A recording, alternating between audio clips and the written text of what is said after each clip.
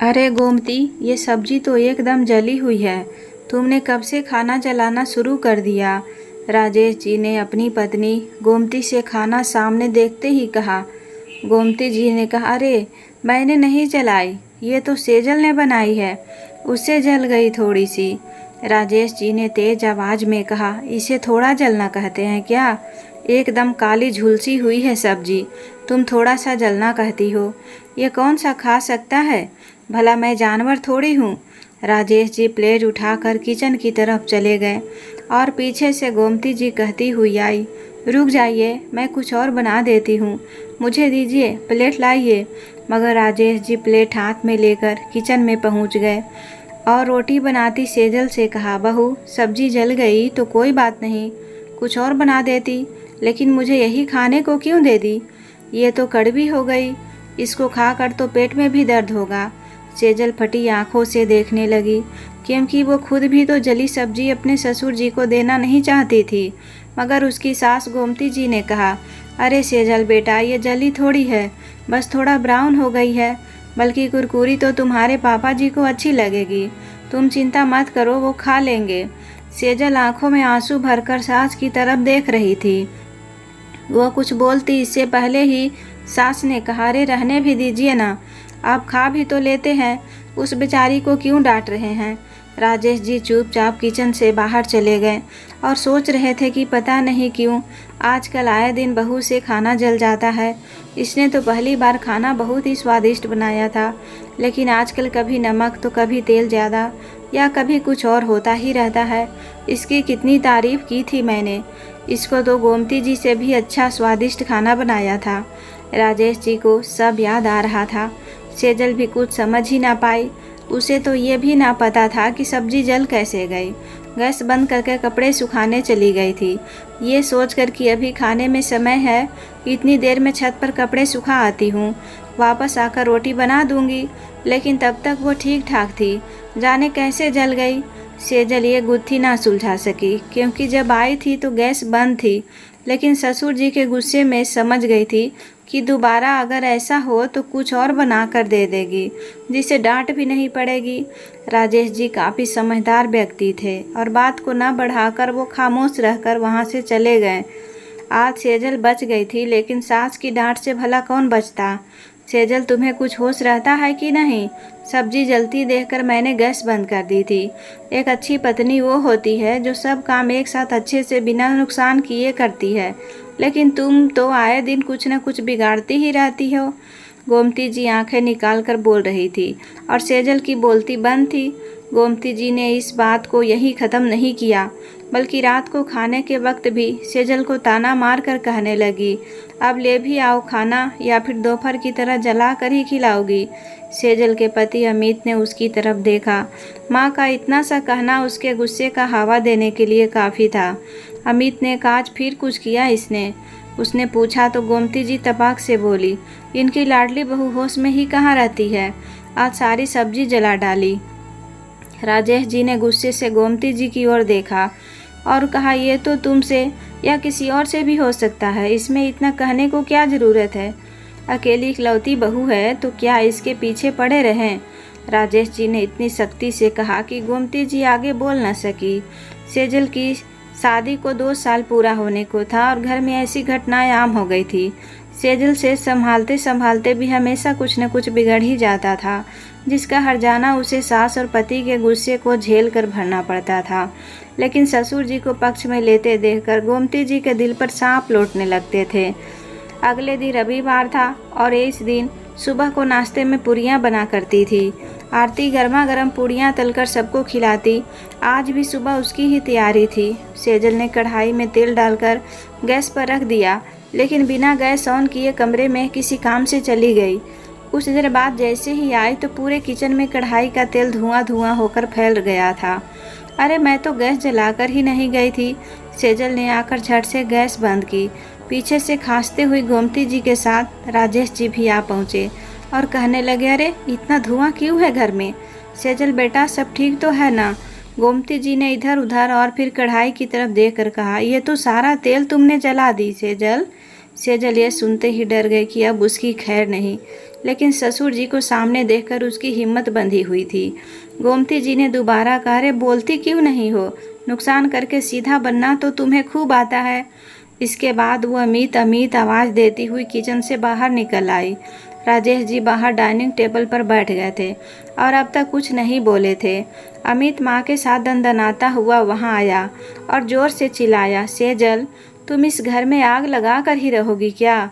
इस बात पर राजेश जी जोर से बोले, अगर उससे हो गया तो बात को इतना बढ़ावा क्यों दे रहे हो अमित? अपनी माँ की तरह ही घर का माहौल बिगाड़ना जानते हो तुम। गोमती जी गुस्से में बोली, मेरी तरह क्या? जब गलती उसकी है तो उसको ही क्यों नहीं कहते? कब तक उसकी गलतियों पर खामोश बैठे रहेंगे? इस बार सेजल बोल पड़ी, मम्मी जी गैस बंद थी, मुझे अच्छे से याद है। मैंने कढ़ाई में तेल जरूर डाला था लेकिन गैस बंद थी। गोमती जी की पारा हाई करते हुई बोली, रहने दो, तुम्हें होश ही कहाँ रहता है? तुम गैस ऑन करके आई गई होगी, अब झूठ बोल रही हो। इसके घर वाले ने अपनी बला हमारे घर भेज दी। सेजल ये सुनकर रोने लगी। राजेश जी ने बीच में आते हुए कहा, इतना मत सुनाओ गोमती, तुम भी कभी बहू थी और गलतियां तुम भी करती थी। इसके घर वालों तक पहुंचना तुम्हें शोभा नहीं देता। गोमती जी ने राजेश जी का कड़ा रूप देखा तो भिनभिनाते हुए चुप हो गई, लेकिन उनका मन शांत नहीं था। अपने पति को बहू के पक्ष लेते देखकर उनका दिल जलने लगता। सेजल चुपचाप अपने कमरे में चली गई और अंदर जाते ही अमित ने तीखे तीखे शब्दों से उसका सौगात किया। सेजल बैठी रोती रही और अमित उसे भला बुरा कहता रहा। सेजल के दिन ससुराल में यूं ही गुजरती रहे और वो अपने ग्रस्त जीवन की सही करने की लगातार कोशिश करती रही। साथी को 2 साल हो गया था, लेकिन गोमती जी के साथ उसके संबंध अच्छे नहीं थे, या यूं कहिए कि गोमती जी के 2 राह खींची गई रेखा सेजल कोशिश करके भी लांग कर उनके करीब नहीं जा पाई। गोमती जी उसे हमेशा खिंची खिंची ही रहती। एक दिन सेजल की तबीयत काफ़ी खराब हुई, उसे उल्टियाँ होने लगी और चक्कर आने लगे। जैसे तैसे रात काटने के बाद उसकी गंभीर हालत देखकर अमित उसको अस्पताल ले गया। डॉक्टर ने देखकर बताया कि आपकी पत्नी माँ बनने वाली है, तो उसकी खुशी का ठिकाना ना रहा। घर आते ही उसने ये बात गोमती जी और राजेश जी को बताया, तो राजेश जी भी खुशी का ठिकाना ना रहा। वो खुशी के मारे उछल पड़े। गोमती जी भी खुश तो हो रही थी, लेकिन अमित ने जब उसका मुंह मीठा कराया तो वो बोल पड़ी, अपनी जिम्मेदारी उठाना सीख लो। अब तुम भी बच्चों जैसी हरकतें करोगी तो कभी अच्छी माँ नहीं बन पाओगी। बच्चे की जिम्मेदारी बहुत बड़ी जिम्मेदारी होती है। सेजल पैर छूने को आगे बढ़ी तो ये सुनकर उसका चेहरा उतर गया। राजेश जी उन्हें गुस्से से देखने लगे और बोले, तुम बिना रंग में भंग डाले रह नहीं सकती क्या? इतनी खुशी का दिन है और ऐसी बातें करती हो। अरे बच्चे की जिम्मेदारी आते ही सब लोगों में बदलाव आने अपने आप ही आ जाता है। गोमती जी अपना सा मुँह लेकर रह गई, लेकिन फिर दोबारा से बोली, बच्चे का भी ख्याल रखना होता है। राजेश जी ने अकड़ कर कहा, अरे रख लेगी ना, और तुम भी तो दादी बनोगी, तुम्हें भी सिखाना है उसको। ऐसे क्यों कर रही हो जैसे कि तुम्हें खुशी ही नहीं हुई? अब तो गोमती जी सकपका गई और उनकी बोलती ही बंद हो गई। घर में खुशी का माहौल था तो अमित ने कहा, सेजल आज तुम खाना मत बनाओ, बाहर खाने चलेंगे। सेजल बहुत खुश हुई। अमित उसको बाहर खाने खिलाने ले गया। खाने की टेबल पर ऑर्डर देकर खाने का इंतज़ार होने लगा था। अमित ने कहा, आज मैंने सोचा कि सेजल को आराम दे दूं। ऐसी हालत में ज़्यादा काम करना ठीक नहीं। राजेश ने भी इस बात का समर्थन किया तो गोमती जी चिढ़ कर बोली, काम नहीं करवाना तो बाहर का खाना खिलाओ। इस दुनिया में यही तो अकेली नहीं जिसको बच्चा होगा, तुम भी तो किसी के पेट से पैदा हुए हो। यह कहकर गोमती जी ने तीखी निगाह से राजेश जी की ओर देखा। राजेश जी दांत पीस कर रह गए, लेकिन अमित ने कहा, माँ आप यहाँ शुरू मत हो जाना प्लीज़। गोमती जी अनमनी सी बैठ गई। जाने क्या सेजल खामोश बैठी हुई लगातार टेबल की ओर देख रही थी। सब लोग खाना खाकर घर आ रहे थे तो रास्ते में सेजल ने अमित से आइसक्रीम की मांग की। राजेश जी ने तुरंत कहा, अरे अमित आइसक्रीम देखकर कहीं रोक देना। गोमती जी तपाक से बोली, हम भी कभी बहू थे, हमसे तो कोई नहीं पूछता था, इनकी एक आवाज़ पर आइसक्रीम खोजी जा रही है। राजेश जी मुस्कुराए और बोले, ओह तो ये बात है, इस कारण तुम ऐसे बोल रही हो, बोलो क्या खाओगी? गोमती जी ने मुंह बनाकर कहा, अरे जब टाइम था तब तो खिलाए नहीं। अब बूढ़े हो गए तो पूछना ही क्यों है। राजेश जी उनके ताने अच्छी तरह समझते थे, लेकिन बस बात को आ गई करने में कोशिश कर रहे थे। इतने में आइसक्रीम मिल गई और अमित सबको खिलाकर घर ले गया। अब अमित और सेजल के रिश्ते में खटास खत्म हो रही थी, लेकिन गोमती जी की लगातार कोशिश कभी कभी घर में बवंडर खड़ा कर ही देती थी। सेजल के दिन जैसे तैसे आगे बढ़ रहे थे, उसकी तकलीफ़ें भी बढ़ने लगी और अमित उसका ख्याल ज़्यादा रखने लगा। अमित तो सुबह ऑफिस चला जाता और दिन भर गोमती जी सेजल को दौड़ाती रहती। जब सेजल के चेहरे से उसकी तबीयत खराब लगने लगती तो राजेश जी गोमती जी को डांटते और कहते, अभी 2 महीने हुए, ऐसे में काम कम करवाओ, लेकिन तुम तो इसको दौड़ाती रहती हो, इसका चेहरा तो देखो कितना उतरा हुआ है। गोमती जी गुस्से से कहती, ये सब मुझे ज़्यादा पता है, आप बीच में मत बोलिए, अभी से करेगी तो बाद में परेशानी नहीं होगी। फिर भी सेजल को राजेश जी आराम करने के लिए कह दिया करते, तो गोमती जी बोल नहीं पाती थी। एक दिन अमित ने ऑफिस से आकर कुछ सामान टेबल पर रखा और कहा, माँ ये सब सेजल के लिए लाया हूँ, रोज़ खाती रहेगी तो कमज़ोरी नहीं होगी। गोमती जी भी फर पड़ी, पड़े पड़े खाएगी तो मुश्किल होगी, ऐसे कहाँ बच्चे पैदा होते हैं। इतना सारा लाकर खाने को रख दिया, वैसे भी तो तबीयत का बहाना बनाकर पड़ी रहती है, सारा काम मुझे ही करना पड़ता है और अब ऊपर से इसके ये नखरे उठाए जा रहे हैं। अमित उनका मुंह देखता रह गया।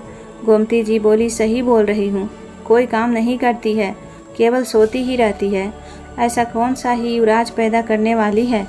अमित ये शब्द सुनकर गुस्से में अंदर गया और बोला, पापा आपकी बहू काम नहीं करेगी तो परेशानी होगी, लेकिन आपकी बहू काम नहीं करेगी, माँ इस उम्र में कितना काम करेगी। राजेश जी ने आंखें निकाल कर गोमती जी को देखा और कहा, अमित बेटा, ये सारा दिन सेजल को काम में जोक कर रखती है, ऐसा नहीं कि सेजल काम नहीं करती बेटा, सेजल पर इतना काम का बोझ सही नहीं है। अमित सुनकर देखने लगा, जरा सा काम करवा लेती हूँ तो मुझे ही झूठा ठहराया जा रहा है। गोमती जी सबके सामने रोने लगी और कमरे से बाहर निकल गई। राजेश जी ने बाहर आकर कहा, हमें तो यही नहीं पता कि तुम चाहती क्या हो। राजेश जी बेहद गुस्से में थे और अपना गुस्सा पी कर रह गए। घर के माहौल के खातिर खामोशी साध कर बैठे और बोले, अच्छा 1 कप चाय तो बना दो। गोमती जी उठकर चाय बनाने चली गई। सेजल का दूसरा महीना भी बीत गया। सेजल बहुत थकी थकी रहा करती थी, उसके हाथ पैर भारी से रहने लगे। गोमती जी बात बात पर उसे टोका करती है और राजेश जी की गैरहाजिरी में खूब सुनाया करती, लेकिन सेजल किसी को कुछ बता ही नहीं पा रही थी। उसे तो लगता था कि एक बार बच्चा हो जाए तो अमित और उसके रिश्ते में प्रेम बढ़ जाएगा, फिर सेजल कुछ नहीं कर पाएगी। एक रात उसको तबीयत बहुत ख़राब हो गई, वो बेहोश थी और बहुत उठाने के बाद भी उठी नहीं, तो अमित उसे जल्दी से हॉस्पिटल ले गया। डॉक्टर ने देखते ही कहा, इन्हें बेहद आराम की ज़रूरत है, ये अपने खाने पीने का ख्याल नहीं रखती है क्या, अभी इनका बीपी काफ़ी लो है, ऐसी हालत में बीपी लो होना सही नहीं है, इससे बच्चे को खतरा है। अमित ये बात सुनकर चौंक गया और अपनी माँ का चेहरा देखने लगा। राजेश जी भी गुस्से में गोमती जी को ही देख रहे थे। रात भर के बाद अगले दिन सेजल घर आ गई और अमित दिन भर उसका ख्याल खुद ही रखता रहा। सेजल को उसका अपने पास रहना अच्छा लगा और वो अच्छा फील करने लगी। गोमती जी को यह सब अच्छा नहीं लग रहा था। किचन में खाना बनाते वो उन्होंने बड़बड़ाना शुरू कर दिया। महारानी बहाना बनाकर बिस्तर पर लेट गई है, हम काम करते रहें, ये बैठकर खाएगी, आजकल की औलाद भी ऐसी है। राजेश जी ने पीछे से आकर कहा, खामोश हो जाओ, इससे कोई फ़ायदा नहीं होगा। सेजल की गलती बहुत जल्दी नज़र आती है और अपनी नहीं आती। अपनी बहू की मदद करो और अच्छी सास बनकर दिखाओ। गोमती जी की सारी बातें उन्होंने सुन ली थी और समझाने की कोशिश भी की। 2 दिन तक गोमती जी खामोश रही और तीसरे दिन उनका रुख ही बदल गया। वो सेजल से बहुत प्यार से बात कर रही थी और वैसे ही चलता रहा। वो कभी आइसक्रीम तो कभी मिठाई के जिद किया करती थी। गोमती जी से अकेले में कहा करती, बेटा जो भी तुम लाते हो एक एक करके सब उसको खिलाती हूँ, लेकिन ज़्यादा खाएगी तो बच्चे का वज़न ज़्यादा बढ़ जाएगा, जो कि ठीक नहीं है। लेकिन तुम सेजल से मत कहना, नहीं तो उसको बुरा लगेगा। अमित को माँ की बात सही लगती और वो सेजल की डिमांड को अनदेखा कर देता। एक बार डॉक्टर ने चेकअप के बाद बोला, आपका वज़न कम होता जा रहा है और लगता है कि आप दवाइयाँ टाइम पर लेती भी नहीं। ख्याल रखिए, नहीं तो बच्चा वीक होगा। डॉक्टर की बात पर अमित हैरान है, क्योंकि माँ तो हर बात का ख्याल रखती थी। फिर जाने डॉक्टर को ऐसा क्यों लगता है। सेजल के दिन पूरे होने को थे और कभी भी उसे हॉस्पिटल ले जाना पड़ सकता था। फिर एक रात ऐसी आई जब सेजल दर्द से बेहाल हो गई और अमित उसे आनन फानन में अस्पताल लेकर भागा और डॉक्टर सेजल के साथ दी और उन्होंने बाहर आकर कहा कि ऑपरेशन के सिवा कोई रास्ता नहीं है, बच्चा कमज़ोर है और मैं कुछ नहीं बोल सकता। गोमती जी खामोश थी और सेजल को जाते हुए देख रही थी। गोमती जी राजेश जी को अनदेखा कर उसके पीछे चल दी और राजेश जी बाहर बैठकर इंतज़ार करने लगे कि कब बच्चे को उन्हें दिखाया जाएगा। अमित को डॉक्टर ने कैबिन में काफ़ी बातें समझाएं, जिन्हें सुनकर अमित खामोश ही रहा। 2 घंटे बाद बच्चे को दिखाने के लिए नर्स बाहर लेकर आई। तब गोमती जी और अमित भी वहां आ चुके थे। बच्चा बेहद दुबला और हल्का था। नर्स थोड़ी ही देर में उसको साथ लेकर चली गई, क्योंकि बच्चे को और एबॉर्शन में रखना था। 1 सप्ताह बाद अपनी बच्ची के साथ सेजल घर आई और अमित उसका ख्याल रखने लगा। सेजल ऑपरेशन के बाद एकदम कमज़ोर हो गई थी। गोमती जी दिन भर कूटती रहती, लेकिन चेहरे से झलकने नहीं देती। जाने ये महारानी कब बिस्तर छोड़ेगी। इसने ही अनोखा बच्चा पैदा किया है। हमारी उम्र को कोई नहीं देखता। गोमती जी जल भून कर सारे काम कर देती और अपने पति राजेश जी के सामने मुस्कुराहट बनाए रखती। सेजल की हालत में खास सुधार नहीं आ रहा था और कमजोरी बनी हुई थी। ऐसे में उसका बच्चा भी गोमती जी को संभालना पड़ता था। उसके रोने पर राजेश जी गोमती जी को आवाज़ लगाते और गोमती जी बेमन से ही उसको गोद में ले लिया करती। एक दिन राजेश जी मार्केट चले गए और घर में सेजल के साथ सिर्फ गोमती जी थी। 2 घंटे बाद राजेश जी घर वापस आए तो सीधे किचन में सामान रखने चले गए, लेकिन वहाँ जो कुछ देखा उसे देखकर हैरान रह गए। वहाँ खड़ी गोमती जी को उनके पीछे से आने का आभास तक नहीं हुआ। वो तो अपने ही में मगन थी।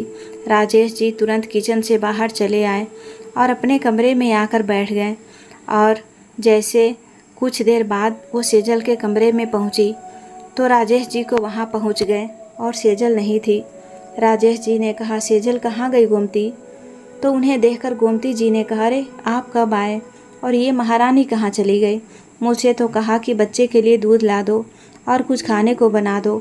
मैं तो दोनों के लिए इतनी मेहनत से लेकर आई। गोमती जी पूरे घर में ढूंढती रही और साथ ही राजेश जी भी सेजल और बच्चे को तलाशते रहे, लेकिन सेजल तो गायब थी। अमित को फ़ोन किया तो उसने भी कुछ पता होने से मना कर दिया। घबराया हुआ अमित तुरंत घर वापस आ गया। उसने भी इधर उधर और उसके मायके में फ़ोन करके पूछा, लेकिन कहीं से कोई जवाब न मिला। अमित माथा पकड़कर बैठ गया। कहाँ चली गई सेजल ऐसी हालत में? कुछ बता कर तो जाती। माँ, आपसे कोई बात हुई थी क्या? गोमती जी ने तुरंत कहा, नहीं, मुझे तो उसने बच्ची के लिए दूध और कुछ खाने को मांगा था। मैं तो सास होकर भी उसकी सेवा ही करती थी। क्या पता तुम्हारी बीवी के दिमाग में क्या था, भगवान जाने। अब तो हम जैसे भले लोगों की भलाई मिलती ही कहाँ है। इसीलिए तो तू भी मुझसे पूछ रहा है, जैसे कि मैंने उसको भगा दिया। गोमती जी ने उल्टा कहना शुरू कर दिया। राजेश जी ने कहा, लाओ ये दूध और खाना मुझे दो, किचन में रख देता हूँ। राजेश जी उसके हाथ से सब लेकर किचन में चले गए। अमित बाहर परेशान बैठा रहा। वो सबको फ़ोन कर करके सेजल के बारे में पूछ रहा था। गोमती जी बार बार सेजल को भला बुरा कह रही थी, जिसे राजेश जी को उन पर गुस्सा आ रहा था। उन्होंने गोमती जी से सख्ती से अपने कमरे में जाने को कहा तो वह उन्हें घूरते हुए कमरे में चली गई।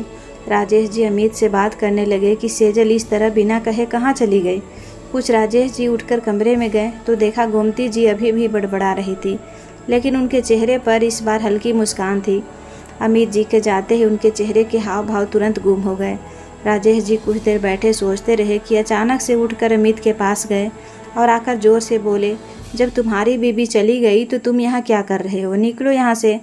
गोमती जी इतनी तेज आवाज़ सुन के तुरंत वहाँ आ गई। देखा तो राजेश जी अमित के अलमारी खोलकर कपड़े निकालकर बैग में भर रहे थे। तुम्हारी बीबी की तरह तुम भी जाओ यहाँ से, निकलो अभी। गोमती जी तुरंत करीब आई और कहा, ये क्या कर रहे हैं? ये बेटा है हमारा, इसको कहाँ निकाल रहे हैं? इसने क्या किया है? राजेश जी जोर से चीखे। इसको भी जाना पड़ेगा, तभी चैन आएगा। रोज रोज का ड्रामा बर्दाश्त नहीं होता। कपड़े लो और जाओ। राजेश जी ने बैग उठाकर अमित के सामने रखकर कहा। गोमती जी ने रोना शुरू कर दिया। ये बच्चा है मेरा, इसको कहाँ भेज रहे हैं? ये कहाँ जाएगा? भला आप इस पर नाराज क्यों हो रहे हैं? सेजल के कारण वो तो थी जाने लायक, लेकिन ये तो हमारा बेटा है। गोमती जी जोर जोर से रोने लगी। राजेश जी बार बार अमित से घर से जाने को कहते रहे और अमित चुपचाप उनका चेहरा देखता रहा। राजेश जी ने इस बार अमित का हाथ पकड़ा और बाहर ले जाकर कहा, निकलो यहाँ से, कोई ज़रूरत नहीं है यहाँ तुम्हारी। गोमती जी ने इस बार अमित का हाथ खींच लिया और खींच कर कहा, क्या कर रहे हैं आप? बेटा मेरा है, मेरे जिगर का टुकड़ा मुझसे अलग क्यों कर रहे हैं? जैसे इसके जिगर का टुकड़ा तुम इससे अलग करने चली थी। अमित कुछ समझ ना पाया और देखता ही रह गया। इसने कहा, पापा क्या कह रहे हैं आप? राजेश जी ने तुरंत कहा, वैसे अगर किसी को निकालना चाहिए तो वो हो तुम।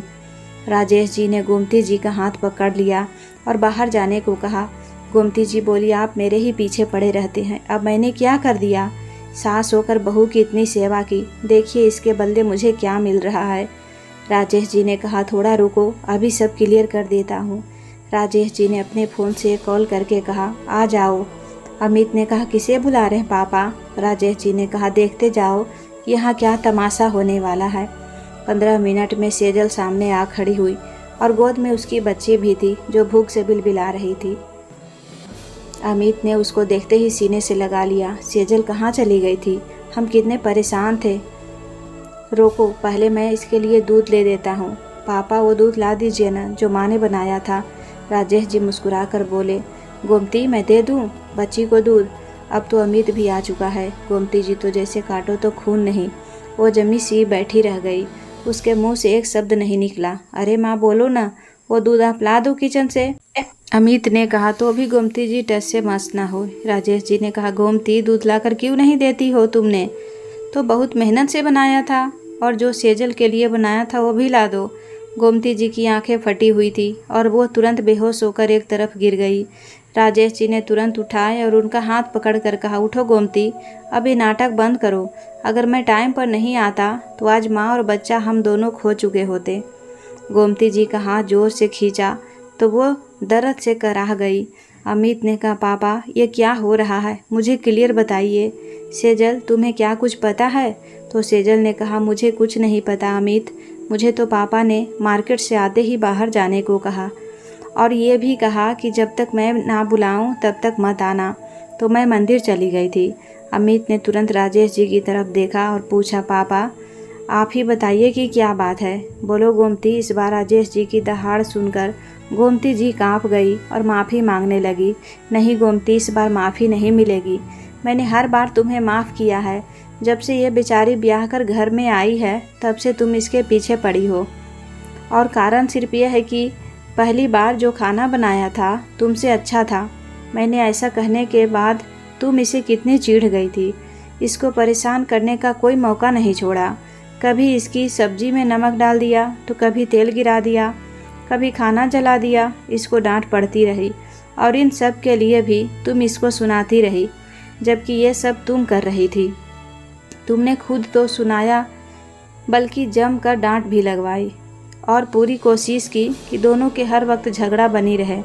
अमित और सेजल की आंखें ये सब सुनकर फटी रह गई। राजेश जी ने आगे कहा, इतना ही नहीं, तुमने कई बार सेजल से कहा कि इतना गवारपन यहाँ नहीं चलेगा।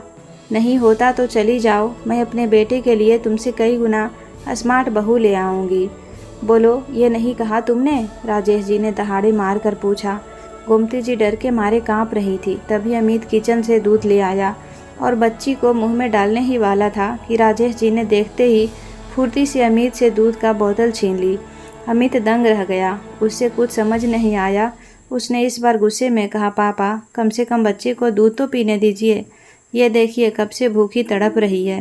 राजेश जी ने तुरंत कहा, तो क्या जहरीला दूध पिलाओगे? अमित की आंखें खुली रह गई। उसने छूटते ही पूछा, क्या कह रहे हैं आप? पापा दूध जहरीला है? राजेश जी ने कहा, इतनी देर से तेरी माँ से क्या पूछ रहा हूँ? मैं बोलूँ गोमती, आप अपनी सच्चाई खुद बयान करो। गोमती जी उनके पैरों में गिर गई। गुस्से में अंधी हो गई थी। मुझे माफ़ कर दीजिए। राजेश जी ने कहा, अगर सेजल इसको ये दूध पिला देती तो तुम जानती हो कि क्या होने वाला था। फिर भी माफ़ी मांगती। ये तुम्हें अच्छा नहीं लगता। मैंने समय पर देख लिया जब ये दूध में से कहकर जहर मिला रही थी कि अब देखूंगी कि तू इस घर में कैसे टिकती है। जब बच्चा मारने की इल्ज़ाम तुझ पर लगेगी तो अमित तुझे खुद ही घर से निकाल देगा। मैंने ये देखते ही सेजल को घर से बाहर भेज दिया। अमित अपनी माँ की सच्चाई जानकर हैरान था। उसे अपनी माँ की सारी बातें समझ आने लगी थी कि कैसे वो उसको सेजल के बारे में कह कर भड़काया करती थी। सेजल के इतना कमजोरी की वजह उसी की माँ ही थी। अमित को खामोश खड़ा देखकर राजेश जी ने कहा, जानता है बेटा, उस दिन हॉस्पिटल में जब तुझे डॉक्टर अपने साथ केबिन में कुछ बात करने के लिए ले गई थी तो तेरा पीछे तुम्हारी बातें सुनने पहुंच गई थी, क्योंकि उसे लगता था कि कहीं इस पर तुझे शक ना हो जाए। इसने केबिन के बाहर खड़े रहकर तेरी और डॉक्टर की सारी बातें सुन ली थी। मैंने इसके पीछे जाकर देखा। अमित के सामने एक के बाद एक नए खुलासे हो रहे थे। वो अपनी माँ को क्या समझता था और वो क्या निकली। बेटा का घर तोड़ने वाली एक वो कुछ नहीं थी। अगर होती तो आज अपने ही बेटे की संतान को जहर देने की कोशिश नहीं करती। अमित गुस्से में अपनी माँ पर फट पड़ा। कैसी माँ हो, मेरे ही बच्चे को जहर दे रही थी, अपनी ही पोती को। अरे पोती पोते तो अपनी सूद से भी ज़्यादा प्यारे होते हैं। आपने तो सारी सीमा ही लांघ दी। अब कौन आप पर विश्वास करेगा। अमित फूट फूट कर रो रहा था। उसे सेजल के साथ की अपनी व्यवहार पर पछतावा हो रहा था। सेजल ने उसके कंधे पर हाथ रखकर कहा, शांत हो जाओ अमित। अमित ने रोते हुए कहा, सेजल तुमने कितना बर्दाश्त किया। मेरी माँ तुमसे जलन के अधीन होकर इतना सब करती गई और तुम हो कि कभी अपने घर शिकायत करने की नहीं गई। इनकी बातों में आकर मैंने कितनी बार तुम्हें भला बुरा कहा, कड़वी बातें कही। माफ़ी तो मुझे तुमसे मांगनी चाहिए। हो सके तो मुझे माफ़ कर दो सेजल, मैं तुम्हारा बहुत बड़ा दोषी हूँ। सेजल ने कहा, कोई बात नहीं अमित, तुमने सोच समझ कर तो कुछ नहीं किया। तुम्हारी गलती तो माफ़ी के काबिल है। मगर सेजल कहते कहते रुक गई। तभी राजेश जी ने कहा, अगर कोई दूधकार जाने के काबिल है तो ये तुम्हारी माँ, जिसकी गलतियों की कोई माफ़ी नहीं हो सकती। अपनों से बिछड़ने का कैसा लगता है ये इसको तब पता चलेगा जब इसके अपने से दूर होंगे। अभी कुछ देर पहले सेजल के जाने के बाद भी ये कमरे में जाकर उसके जाने की खुशी मना रही थी। कह रही थी कि वापस ही ना आए तो अच्छा है, मैं अमित की दूसरी शादी करा दूंगी। दरअसल गोमती, तुम्हें इस घर में रहने का कोई हक नहीं है। अभी की अभी निकल जाओ, और कहाँ जाओगी ये मुझसे मत पूछना, क्योंकि सेजल के बारे में ऐसा ख्याल तुम्हें भी कभी नहीं आया कि तुमने अगर इसे अमित से अलग किया तो ये कहाँ जाएगी। तो आज हम क्यों सोचें। राजेश जी ने आंखें निकाल कर गोमती जी का पहले तो सेजल नहीं गई, लेकिन बाद में जाते हुए बोली, पापा जी मम्मी को अंदर ले आइए, एक बार मौका दे दीजिए। इस उम्र में घर से निकाल देना बहुत बड़ी बात होगी। कहीं उन्हें कुछ हो गया तो हम सब पछताएंगे। काश वक्त रहते माफ़ कर दिया होता। राजेश जी ने कहा, बेटा तुम्हारे साथ जो उसने किया है वो भी तो छोटी बात नहीं है। तुम्हारी जैसी बहू किस्मत वालों को मिलती है जो इतनी खामोशी से सब सहती गई। मगर गोमती ने तुम्हारी कदर नहीं की, सज़ा तो उसे भुगतने ही होगी। राजेश जी बोल ही रहे थे कि गेट पर किसी के चिल्लाने की आवाज़ आई, मगर ये आवाज़ गोमती की नहीं बल्कि किसी आदमी की आवाज़ थी। अमित ने उठकर दरवाज़ा खोल दिया तो सामने खड़ा एक आदमी तुरंत बोला, साहब उधर एक औरत बेहोश पड़ी है और हाथ से खून भी बह रहा है। आपकी तो कोई नहीं है ना, देख लीजिए, जाने कौन है। उसकी बात सुनकर अमित जल्दी से देखने गया तो माँ को बेसुध पड़ा देखकर अमित जल्दी से देखने गया। गोमती जी ने आगे कहा, अब मेरी पोती को दिखा दीजिए, उसकी नज़र उतारनी है जो अब तक नहीं उतारी है, और सेजल से अपने किए की माफ़ी भी तो मांगनी है। तभी सेजल आंखों में आंसू भरे अंदर आई और कहने लगी, मम्मी जी कोई माफ़ी नहीं, मैं सब भूल गई और आप भूल जाइए। गोमती जी ने कहा, नहीं बेटा, माफ़ी तो मांगनी पड़ेगी, तुमसे भी और अपनी पोती से भी, क्योंकि मैं तो इसकी भी गुनहगार हूँ। गोमती जी की आंखों में आंसू भरे। पूरे परिवार की आंखों में इस समय आंसू भरे थे। गोमती जी को माफ़ी मिल गई थी और साथ ही उन्होंने भविष्य में फिर ऐसा ना करने के वादे भी कर लिया था। राजेश जी ने कहा, काश गोमती, ये तुम बहुत पहले समझ गई होती तो पोती की जान लेने की कोशिश करती, ना ही अपनी जान दांव पर लगाती। अमित ने कहा, कोई बात नहीं पापा। सभी एक साथ मुस्कुरा रहे थे। तो दोस्तों, ये कहानी कैसी लगी कमेंट करके ज़रूर बताइएगा। कहानी पसंद आए तो वीडियो को लाइक शेयर सब्सक्राइब करना ना भूलें। धन्यवाद।